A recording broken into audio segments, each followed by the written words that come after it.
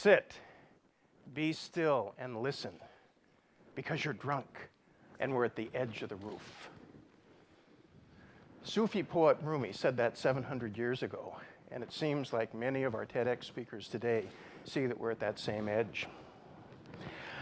3 weeks ago, I was at the Greenhouse Project in Johannesburg, surrounded by gardens ripe with spinach, beetroot, squash, and carrots. It's a beautiful place. It was started 10 years ago to help people in urban areas learn how to grow food, use waste, conserve energy, and build better community. Its work is local, and it's evolved through a translocal learning community of similar enterprises around the world. It's located in Joubert Park, which in the 90s was a haven for drug dealers, prostitutes, common thieves, and murderers. Normal people didn't often go there. But slowly and almost miraculously, a small group of people began to change all that. They started by entering into relationships with people in the community. They worked with the police to decrease crime. And they created a place that's just filled with life. Youth cooking in the kitchens, single moms using discarded aluminum cans to make beautiful jewelry, everybody working in the gardens. People come and visit, they get excited, and they turn to Executive Director Dora Lebo and say, "We want to do this in our community." Dora's response is always the same: "You cannot." Good afternoon. I'm Annie Stilger Virnig, and this is my father, Bob Stilger. We're honored to be here today following such a crazy, inspirational, mind-blowing range of talks here. So let me start out with a question that is at the crux of work for social change. When we find ourselves at the edge of Rumi's metaphorical roof or of creating tangible change in our own communities, where do we go? How do we step forward when the way is not at all clear? My father and I approach this question inherently bound together in some ways by our kinship, but we remain different in age, gender, experience, and some values.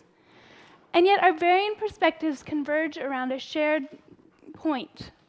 We are at the edge of transformative, local, and global social change. We believe that this change is and will continue to occur as communities around the world turn inwards to find the leaders and wisdom already present and dynamically connect outwards to others doing shared work. So what is this transformative change? I've spent the last 40 years working on social change, and my understanding of what it is has continually evolved. In the 60s and 70s, most of my work was limited to protest, anti-war, civil rights, student movement. Then for the next 25 years, my work was around helping people who are economically marginalized have better lives. But neither the work of protest nor the work of helping people changes the underlying conditions. For the last 10 years, I've been working with the Berkana Institute, trying to understand what builds healthy and resilient communities. What are the values, principles, and beliefs that actually lead to transformative change? How do we work well across the generations? And how do we live at this edge? I think this dance between our two generations is at the center of new ways of engaging for social change. For the past 40 years, your generation has challenged the basic assumptions about the way we live and has begun to create alternatives for entirely different ways of living and interacting together. Through you, I've grown up surrounded by this work, and it has fundamentally shaped my worldview and my sense of possibility. I think it's afforded me and many others of my generation an entirely different perspective through which to see social change. This lens, I believe, merges the learnings of an older generation with the creativity of a younger generation to redefine the way we approach the questions you asked about how to create resilient communities. This is what I see. To truly create transformative social change, we need to learn to interact on what Fritjof Capra would call an ecological worldview. Or, if we were to draw from this morning's sessions, maybe the Gaia perspective. That is, the idea that the Earth is not a dead planet, but rather a vibrantly interconnected living system. When we look at the world this way, it becomes increasingly clear that our ecological, social, spiritual realities are simply patterns of relationships, continually evolving in place. Social change, then, occurs as we tap into these innate relationships as they occur in each locale. Simply, this sort of ecological perspective brings to light the power of self-reliance and deep interconnection to create systemic social change. Yeah, I think this emphasis that you make on an ecological worldview, or the Gaia perspective, is really critical. It's also what shows up in Dora's work. Let's go back to that story. Dora tells people that they can't replicate what the greenhouse does. They have to return to their own communities and enter into the relationships that will allow them to discover what's possible there. Dora's work is guided by some critical key principles, and they're really simple. The first is that our communities are filled with leaders. Our first step is inviting them to step forward.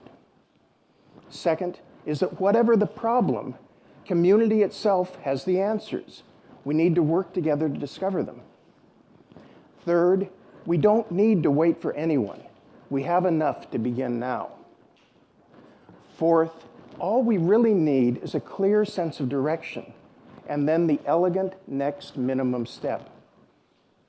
Next, we proceed one step at a time, making the path by walking it. And finally, local work grows to transformative social change when connected translocally with similar work around the world. You know, those ideas remind me of a different story. 2 years ago, I found myself surrounded by an eclectic combination of volunteer huts, electricity-generating bicycles, composting toilets, brightly colored hammocks, high-efficiency rocket stoves, and some 43 other volunteers at a place called Sadhana Forest. Located in Oroville, India, Sadhana is a learning center dedicated to restoring the native forest. Like Dora at Greenhouse, founders Abhiram and Yorit Rosine knew some simple and critical things. They knew that the leaders were already present, so they stepped forward, inviting local leaders to collaborate with them to reforest over 70 acres of barren land. They worked with the wisdom present in their community to create a living forest shared by all. And they created their own path by walking the next minimum elegant step, whether as simple as creating a permaculture garden or as complex as connecting to communities in Senegal and Haiti to create global networks of support and share their learnings. Like the Greenhouse Project and communities everywhere from Nova Scotia to Niseko to Udaipur, they're engaging at the edge with these 6 critical principles. Annie and I know that people are starting to see the power of working in these ways.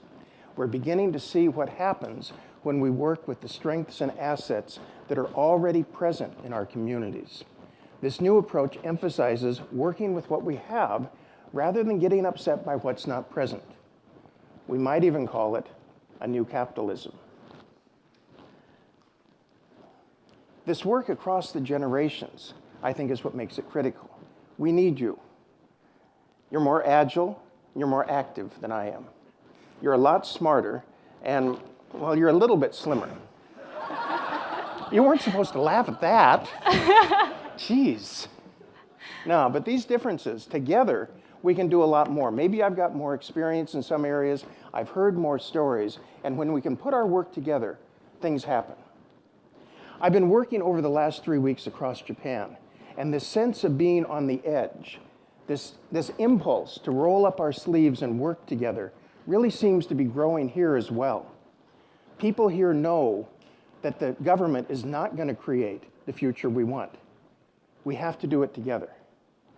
We have to be willing to enter into those conversations where we can say to each other, I need your help, and to ask each other for help. It takes time and patience. We still believe that maybe somebody's going to come along and fix everything, and life just doesn't happen that way. It's up to us working together with respect and with curiosity and friendship, and the time is now. My dad and I invite you to take just a moment to consider the possibility of what we're saying. What if we are at the edge? What if the time is now for us to engage together and alone in big and small ways to create transformative systemic change? What would that mean for each of us? What would be each of your next minimum elegant steps?